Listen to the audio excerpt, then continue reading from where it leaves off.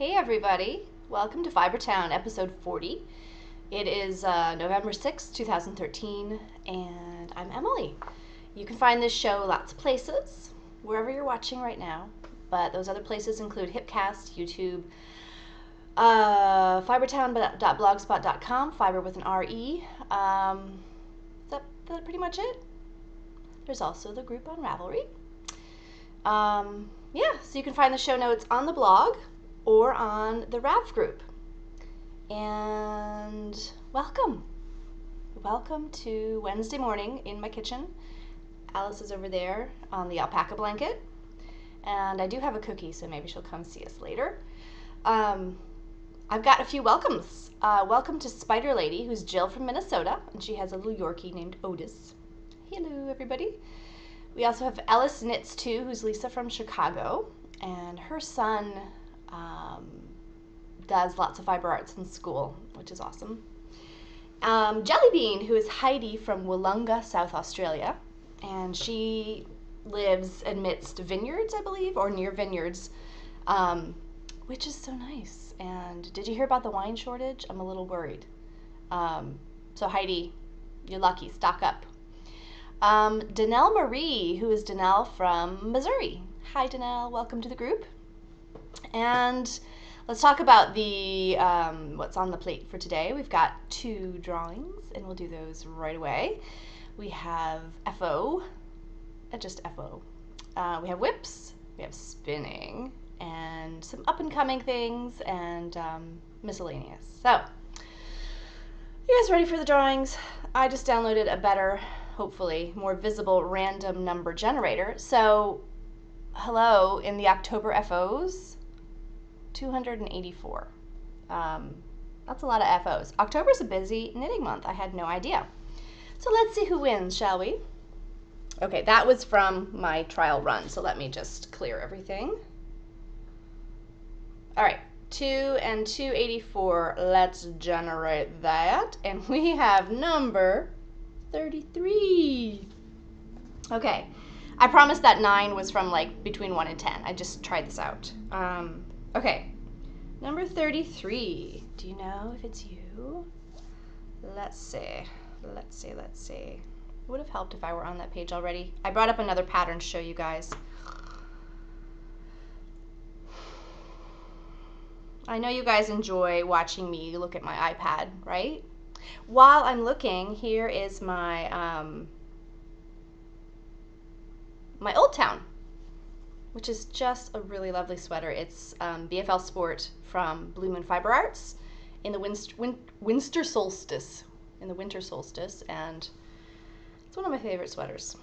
Okay, I am on the correct page, and we have Rosebob bed socks in a lace pattern. That's what she made. Some pink socks. I bet they were for Pinktober. Rosebob, get in touch. Let me know what pattern you would like me to gift you. Up to $7. Congratulations. And the November thread is open, so post away, folks. There's already quite a bit in there. I would like to make sure that you all remember that if you are doing socks or slippers or mittens or gloves, anything that requires 2 things, show us a photo of both of them, por favor. Okay? All right, on to the second drawing, which is the Hal. Let's see. Back to my new random number generator. I saw Kathy of Knit Nerd ask Siri to generate random numbers. When I ask Siri to generate random numbers, she gives me the number for Whole Foods, or she gives me the definition of random integers. I cannot get, my Siri is not as smart as Kathy's. So back to this. All right, so we had 11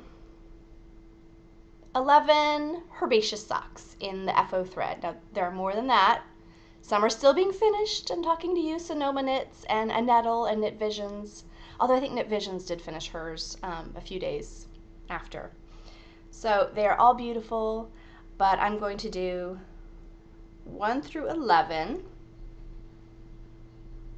So you can see 1 through 11.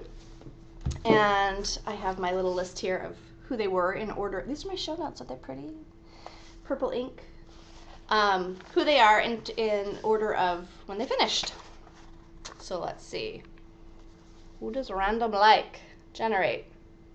Number 6, who is Stitch That, who is Jackie, and she is a test knitter. She has knit 2 pairs of herbaceous socks. Excellent. Oh, she's the first winner. We have 2 winners. I forgot. So it's Jackie. Congratulations. I think you earned it. Let's see. You're going to win Camel Shop, because that's the first one I've got. Lovely sock weight yarn. And let's see who wins the Lorna's Laces, shall we? So we're going to generate again. Number 3, Pattern Whisperer. I don't know your first name, but Pattern Whisperer and Jackie, congratulations. Everybody else, congratulations. You made beautiful socks. Thank you for howling along with me. Hope you're getting a lot of use out of those howls. I mean, herbaceous socks. I am wearing socks every stinking day now. My knitted socks. It's cold. So, Jackie, Pattern Whisperer, PM me with your addresses. And we do have another howl going on, so talk about that in a minute. Now we're on to FOs. Wendy Silly Fruit of the Sassy Pants Knitter podcast has her hats for Grammy this fall again, and I have 2 hats to send along, and one of them is an FO.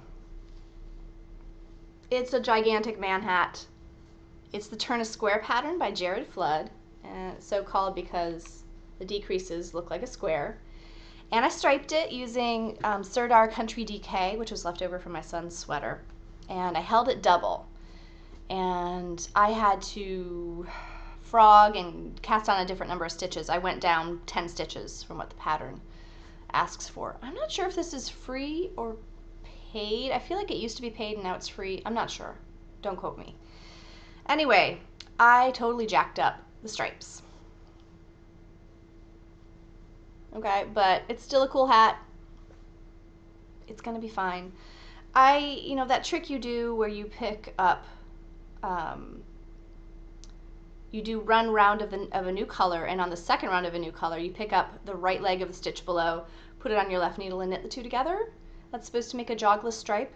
That works really well if you're not doing stripes that are 1 row, which I did a lot of these that are 1 row. And that's the main reason that the stripes are so wonky.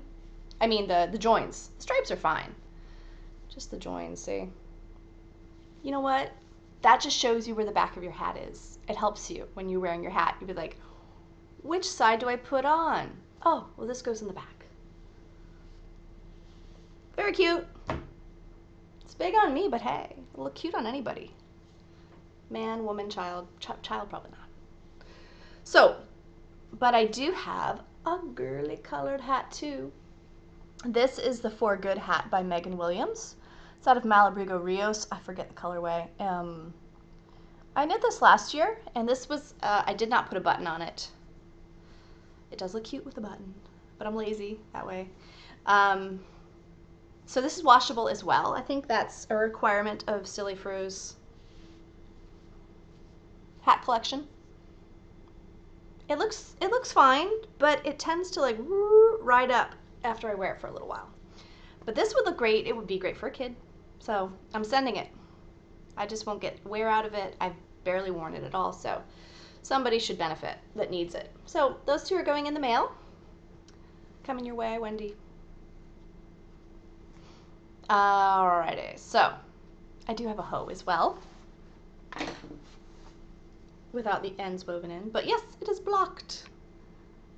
And I just blocked it because it needed to stretch. It was kind of smallish, and this is for my daughter for Christmas. And she tried it on, it fits. It was too snug before washing. Look at that purple splotch right there. See if I can point it out. Right there. Is that random? There's the other side. These are the Opal Little Prince. Can't remember the colorway name. So those will go in her stocking. And on to the next one. Those are just my vanilla socks with the heel, you all know I like. bottom gusset. That needs a better name. I need to come up with a better name for the bottom of the heel gusset. There it is, which forms the diamond. So yeah. So my other whip is the Hero. So let's talk Hal. Okay, I have a sleeve done. This has been my swatch, and it's still a wee bit damp, but yeah, this is what it looks like so far. This is shepherd's wool. I think it's called lilac, and I love working with it. It's amazing yarn. I want a sweater's worth. If I decided to go to Black Friday at Fiberspace, I haven't been since the first year, then I could get 30% off. And it's $13 a skein. So that's kind of a significant savings for a sweater. So, shepherd's wool, Cascade 220, and heathers, and there's my first sleeve. Did I get gauge? Are you wondering?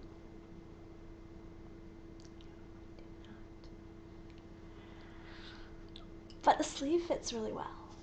So I'm gonna have to play around with customizing the sizing on this sweater, which I was gonna do anyway.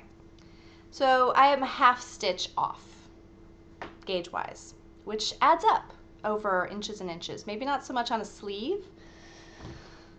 So I'm just gonna have to knit. I have 4.5, is that right? No. I have 5 stitches per inch.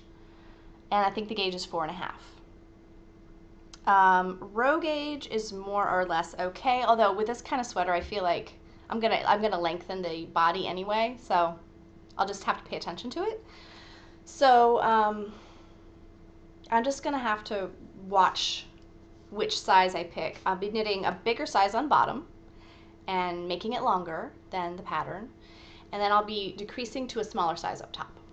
I decided to do the turned hem, and my friend Sarah Flauneuse has this awesome idea. You might know of Elizabeth Zimmerman's, knit the date into the hem of a sweater. I'm going to do that, but I'm going to find like a really cool line of poetry or quote from a book, and I'm going to knit it into the hem as well. So it'll have to be something that applies. So we shall see. So it's going to be fun doing that. It's going to take me a while. I need to cast on the second sleeve so I have lots of time to think about what to do. So I'm going to have both sleeves done before I start the body. So that I can just, when the body's done, I could just attach those suckers and knit the yoke like that. The color work is fun. I used size 6s for the cuff, which is what the pattern recommends. I can also monkey around with needle size for the body. And sort of play with gauge that way as well. I feel like I knit the sleeves maybe tighter because, I don't know, it's a small circumference in the round. Sleeves, people tend to knit sleeves tightly. The body is in the round, yes, but she'll be in a longer circular, and it might make a difference. So maybe I'll use a larger needle for the body, because this is a pretty dense sleeve, although it does feel and look pretty good when I put it on. So I used for the ribbing my brand new, I think they're called Jin Kui. They're the eBay needles from China. I use those for the ribbing. I really like them. This is the largest size I got. It's a 6. There's the tip. I'm going to wait till that focuses. It's not pointy, but it is acceptable. And I quite like them. The bend in the needle does take some getting used to, especially when you're magic looping. I don't know if these are great for magic looping, which is unfortunate because I got 32-inch cables. But I kind of like them. They make a nice sound when you're knitting. Let's see if I can get that point on there better. Doesn't want to focus like I want it to focus. Okay, but anyway, acceptable. The rest of the body was done on 8s, so I might do the body of the sweater, the torso, on 9s. I think that might make a better gauge for me. Okay, if you are working on a hero, tag it with the tag FTHAL, Fibertown Hal. And this month is National Knit a Sweater Month. I'm going to try to get it done. I don't know what groups you join to enter, but I'm going to, give it a little research. I think it's abbreviated Nanny Swimo. So it's too fun not to enter. Also, Joanna of Knit Spin Farm is having I'm not sure what she's calling it, a buddy knit along? Something to that effect, where you find somebody, you guys knit along on something, you don't even have to finish it, but you just do it together. So I'm going to be doing that, I think. I'm going to see if my friend Flunez wants to do this. So Sarah, you want to knit along? Because we already are, so we might as well make it official. Yeah, so that's ongoing. The hero is going to go from November 1st to January 15th. So if you don't get this done before the holidays, you'll have a solid 3 weeks to finish up after the holidays. And that is what I'm knitting. What am I spinning? Well, what have I spun? Let me show you what I'm spinning first. This is not new, but I've made progress. I have done 2/3 of my Fibertown She's Crafty Poonies from Gourmet Stash. This one was done on my Tibetan, and this one was done on my Trindle that I got at Dragonfly Fibers. I got new beads for it. I love my Trindle. I love my Tibetan. Do I love my Turkish? I'm having a hard time getting the hang of my Turkish. Spins really well. I don't know if I'm a bottom whorl kind of girl. Bottom whorl girl. Maybe that's a good title that'd be a good title for a rock band. Okay. I don't know, it just keeps breaking. Like I need to get in a groove with it. I was in a groove and then I put it down for a long time and I need to get it back. I need to get my groove back. So, yeah, need to put my mind to that and figure out how to make it work. So, what have I spun? Do you remember the 2 loop bats that coordinated?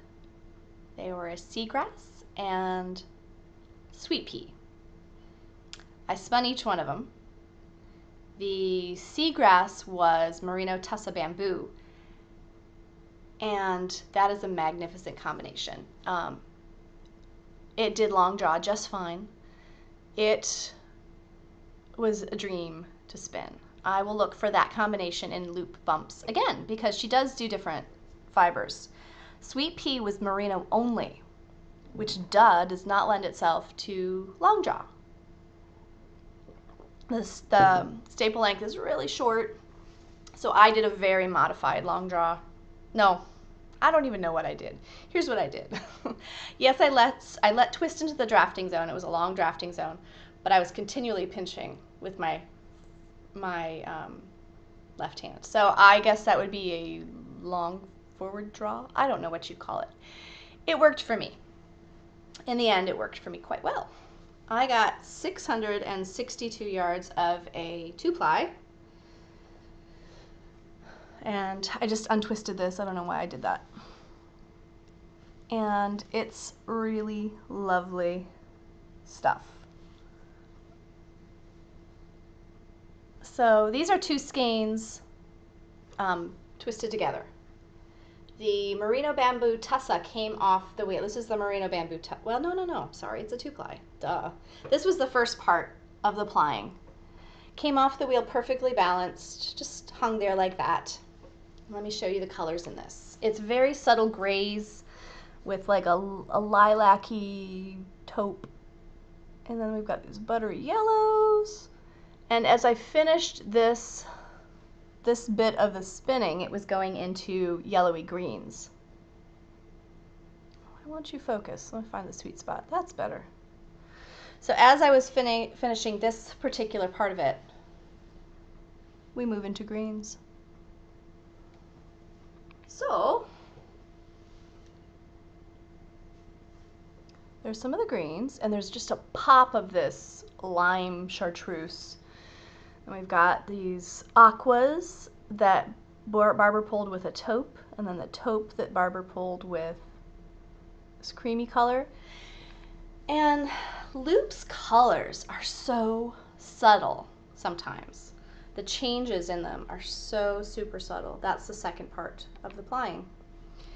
Just like, I don't know, 3 shades of cream, 5 shades of gray, 4 shades of green. It's just pretty exceptional stuff. And I took this to my knit night, and everybody kind of petted it, excuse me, as I do this weirdly. So yeah, I don't know what this is going to be.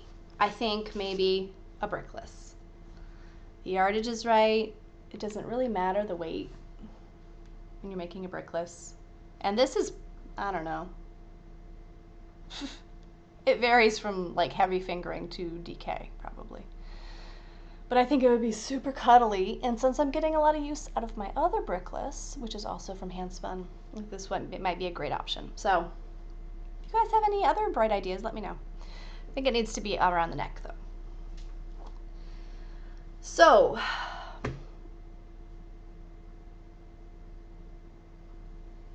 remember when I showed you all these? Yes, I have been combing stuff. Some waste from the combing. All of this stuff that's like full of veg matter and neps and shortcuts from the fleece, from the shearing process, is left behind in combing. That goes into your carding, at least unless you pick it out. But I have been combing up a storm. Well, sort of. I have my 2 fleeces. This is my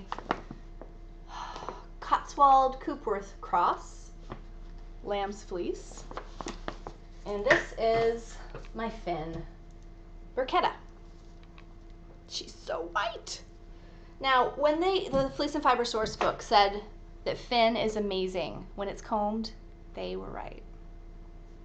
I thought I'd comb some for it and show you guys what it turns into, but before I do that, I do have some of this combed into that.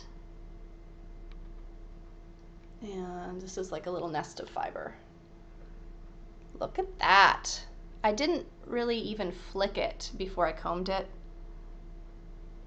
It's lovely. It's super fun and easy to spin, and it's just free of any junk whatsoever. Love it. So this is sort of a contrast for you guys. This is the lamb's fleece, the Coopworth Cotswold Cross, carded on my drum carder. Don't know if you can see, let me hold this up better, all of the stuff in there. It's still got a lot of sticks and leaves and whatnot, plus, you know, I see a few shortcuts in there. So you can probably see it's definitely not aligned. It probably could use another turn or 2 through the carder. So compared that to this. This is the same fiber I just showed you. And oh, you can see the veg matter in this one. So this is pretty labor intensive, but you get a really nice result. And I think I'm going to save the leavings of the combs for stuffing stuffies. Okay. Here's my other one. Some more of the waist. Ha, this will be the episode where Emily maims herself. Okay, super fun. Let's do some Finn. All right, there's some Burchetta. You can see there's a lot of veg matter still in there, even though she's clean. She's clean. She's very clean. All right, so get a nice shot here. So I'm going to take, and I am by no means an expert. This is just my YouTubing it, okay? But I think it's good. So I'm going to take what looks like the cut ends, although on bruschetta it's sometimes hard to tell. And I'm going to put the cut ends of the fleece, of the locks rather, pointing this way, so that the tips come out here and can be combed. Sometimes it's really hard to tell. And I probably should flick these a little bit. That's okay. I'm not going to put too much on there. It's like a little Santa Claus beard. Okay, so for the first go, I'm just going to come away from me like this, and then flip it. Ooh, hit the laptop. Now, most of it is off of this one. I'm not going to change hands or anything. Just go like ceiling to floor.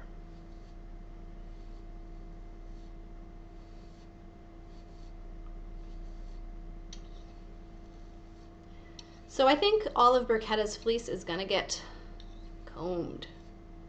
Come back down.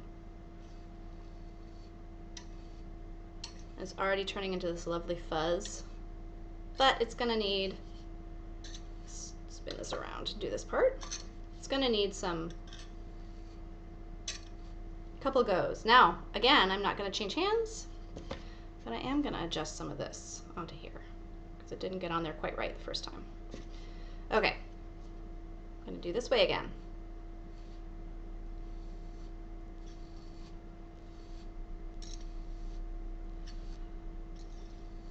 I watched a YouTube video, I think it was called The Right Way to Comb Wool, and I should have written down the lady's name. She was somewhere in Tennessee combing wool in a park. It was pretty charming. And she's like, I know the right way to do this. And the way she talked, I believed her. And she advocated this flipping of the combs back and forth so you can get most of it over. All right. We go ceiling to floor again. I'm going to take this one out. Didn't get caught right. Lonely little lock. Okay, are you really thrilled watching me comb wool?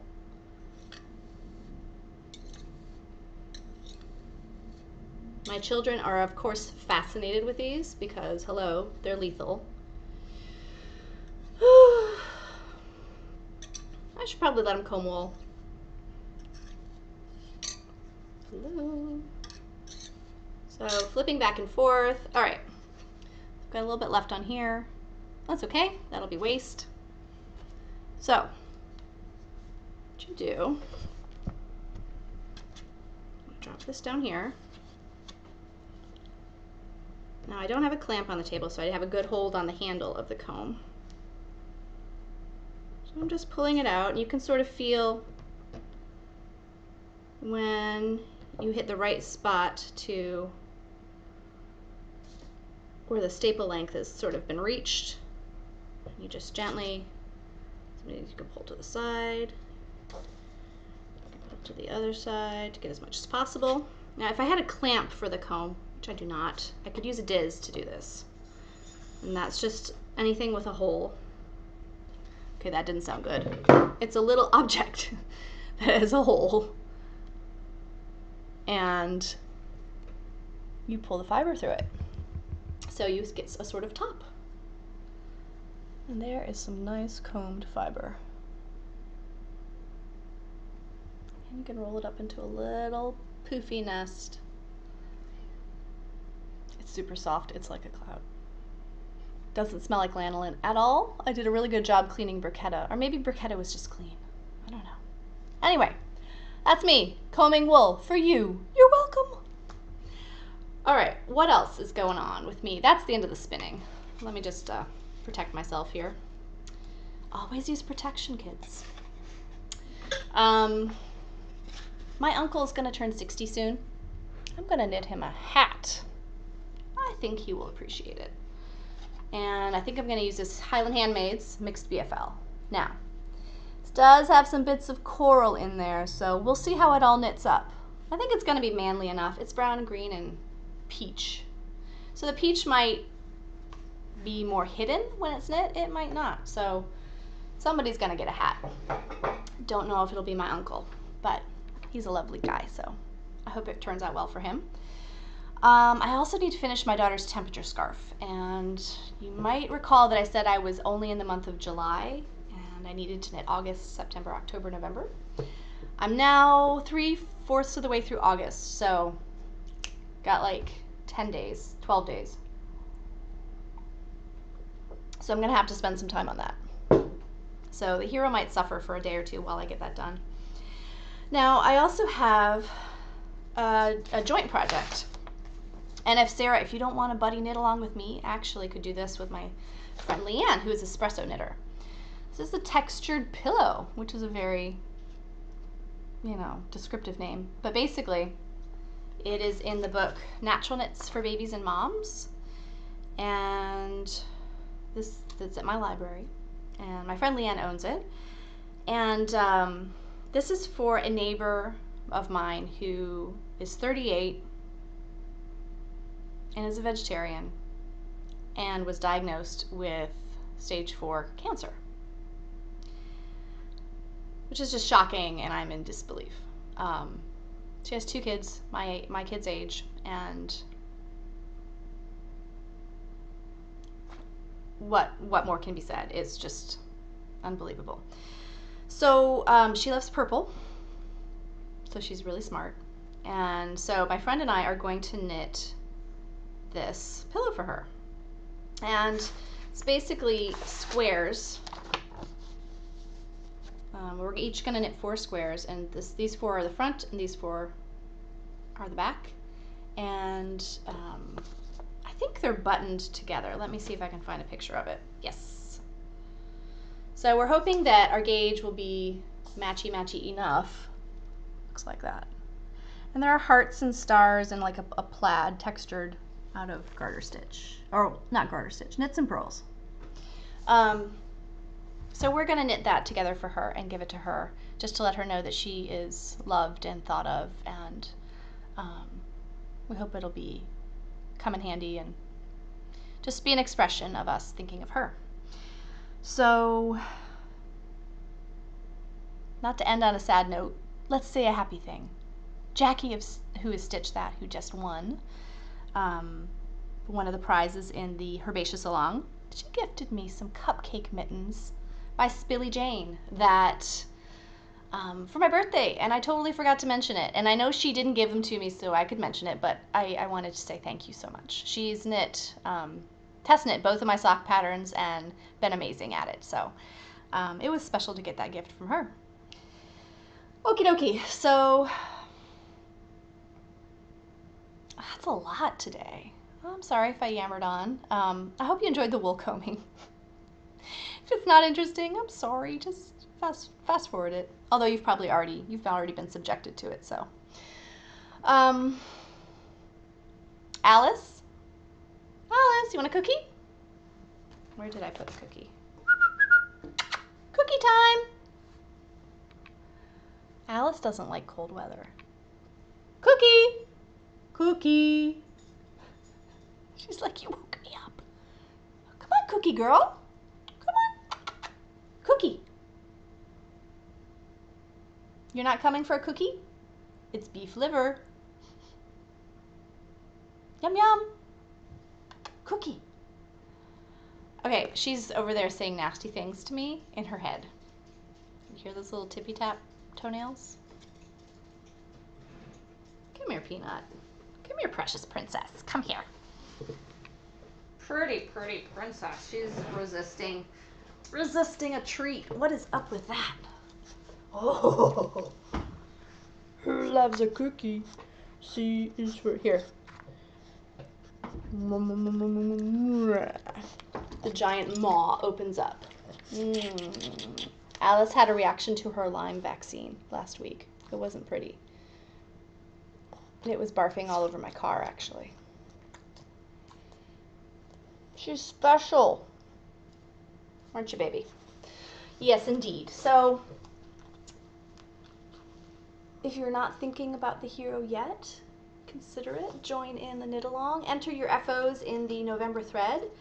And I will see you guys next week, and so will Alice probably. So you all take care, and I'll see you then. Bye-bye.